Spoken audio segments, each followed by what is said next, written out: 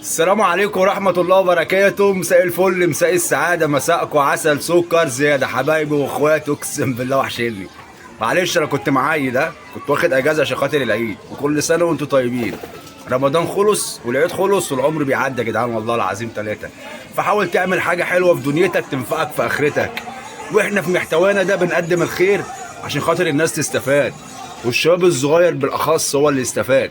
احنا النهارده في اللفت، وتعالى اوريكم اخر اخبار اللفت ايه واللي حصل في اللفت معانا ايه. في حمام انتج الحمد لله، في حمام محصي.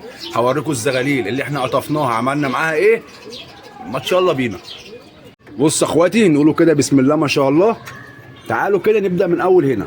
تمام، دي زغاليل، ادي زغلولتين شفر وزغلول مكابي اهو، وزغلول زاجل اللي انا لسه قاطفه من تحت. ده انا لسه قاطفه من تحت، اتنين شفرات اهم.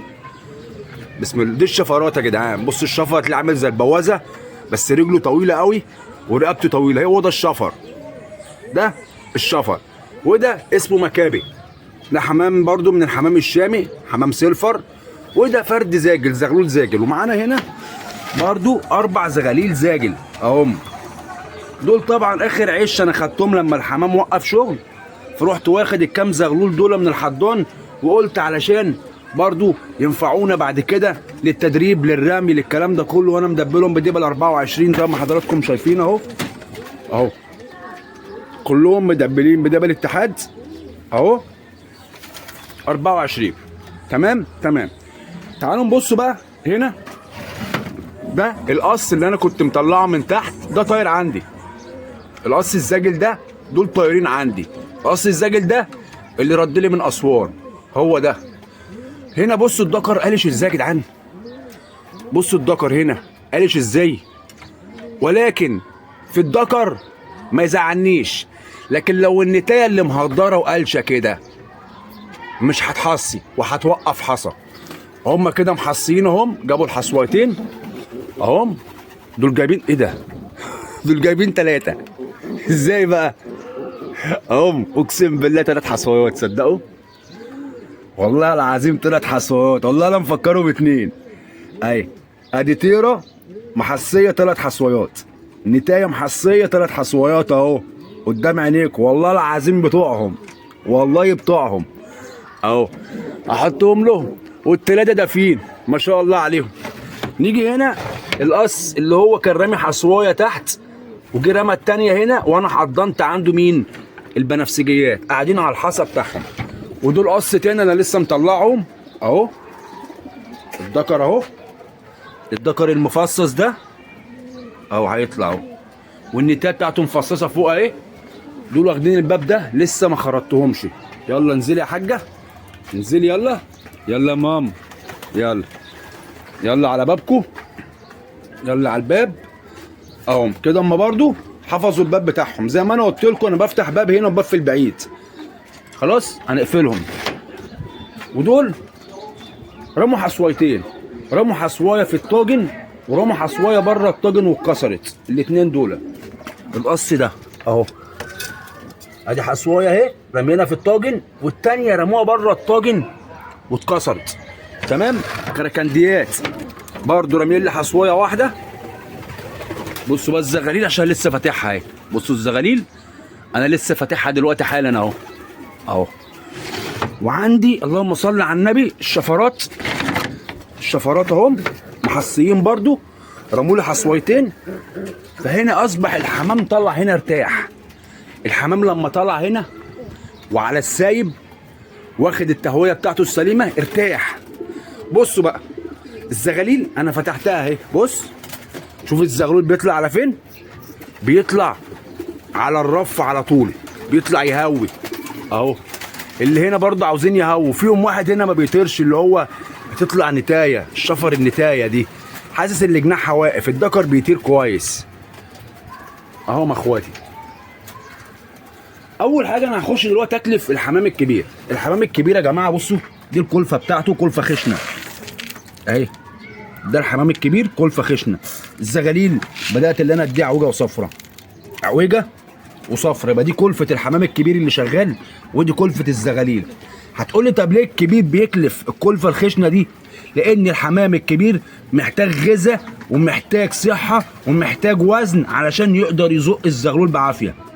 طب بتدي الزغلول الكلفه الناعمه دي ليه؟ علشان الزغلول محتاج اللي انا ابرمه، محتاج اللي انا اخفه واخلي عنده لياقه، ما يبقاش طاير بكرش.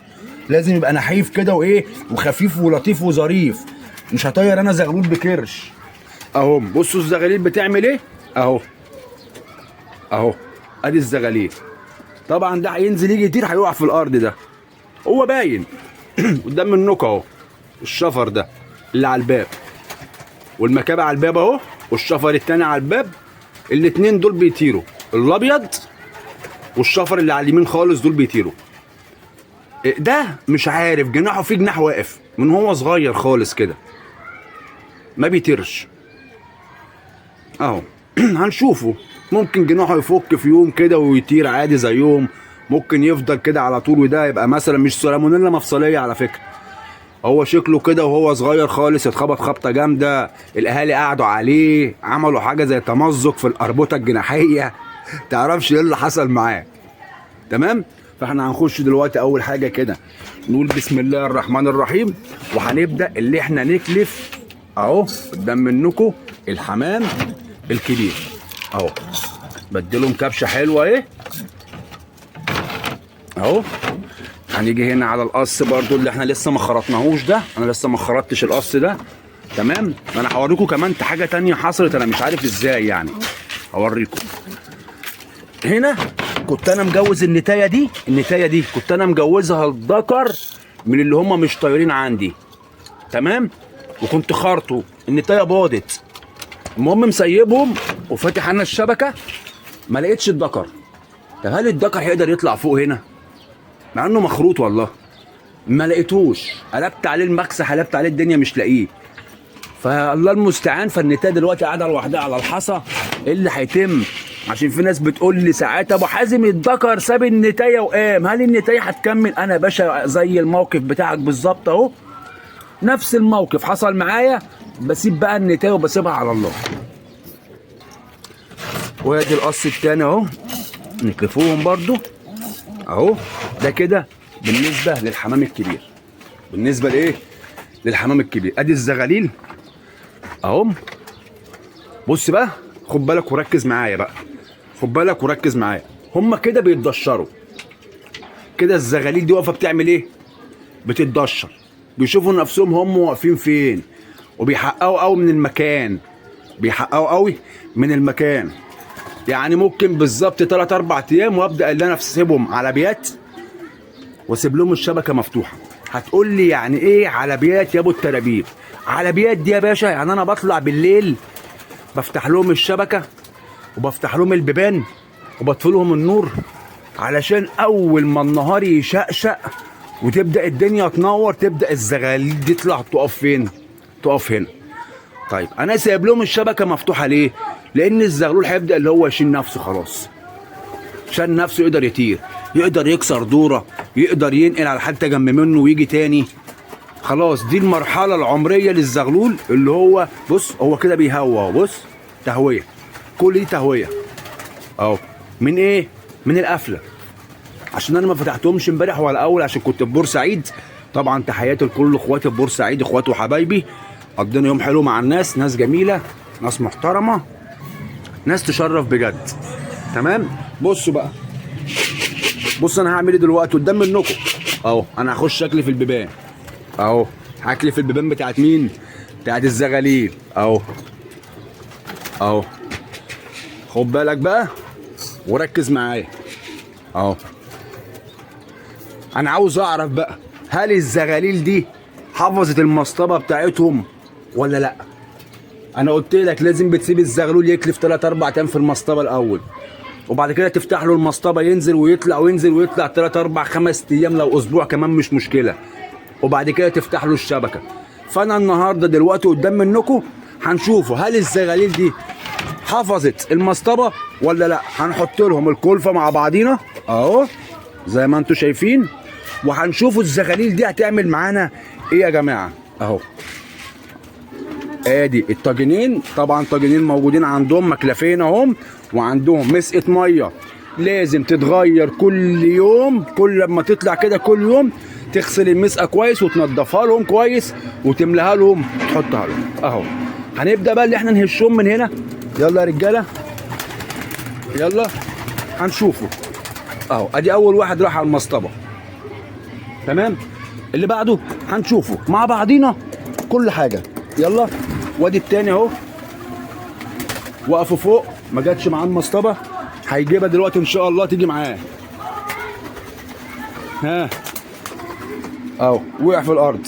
وانت ها ايوه، وانت ها ايوه انزل يلا اهم. هنشوفوا بقى هل هم هينقلوا على المصطبه ولا لا. هو في واحد دخل المصطبه اهو، برضو خليكوا واحده واحده كده معايا، واحده واحده معايا اهو. هبدا اللي انا ارفعهم مش بايدي، بص اهو. يلا ها واحده واحده معاهم، واحده واحده يا رجاله.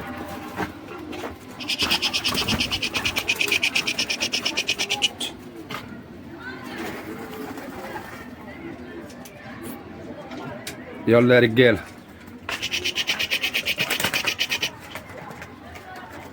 يلا يا رجاله.